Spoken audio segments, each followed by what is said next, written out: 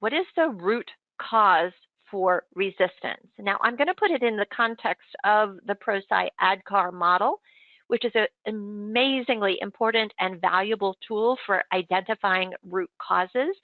But before we get there, I want you to consider two different contexts for resistance, one of which is that personal context.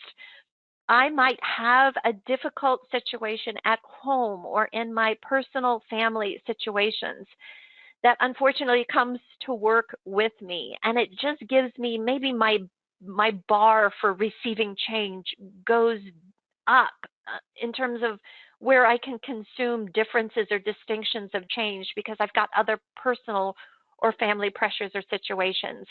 Maybe it's my career history or the plans that I have inside of the organization. Maybe I see this change as an inhibitor to where I saw myself progressing or the opportunities I saw for myself.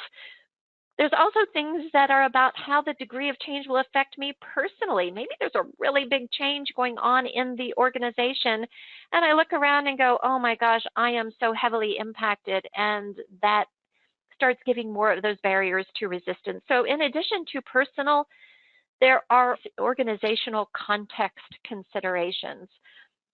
Let me ask you this question, and it's kind of a reflective question. How good is your organization with change, right? If you polled individuals in your organization and said, how good are we at introducing change? If you find out that you've got kind of a mixed bag or even a negative response, then that history will come along. So if we have been not so good at introducing change in the past, this new change that you're asking me to embark upon with you as an organization, I'm going to look at it and go, you know what, we're not very good at this. So I don't know why this one will be successful when others have failed. So being open and honest about your history, also your organization's values and culture. Do you embody and embrace growth mindset?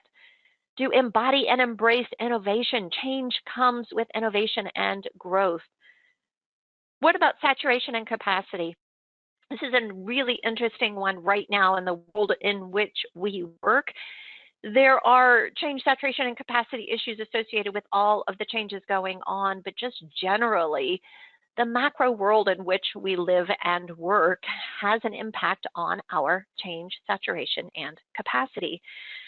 So in all of these cases, these are things that we need to take into consideration as well when we look at root cause. So I want you to point your attention when we talk about that, not just to those organizational things, perhaps personal things. And it's those personal context things that may require you as a people leader or a people manager to come alongside the resistance management role more intentionally to support the people in your team who are impacted by a change or changes.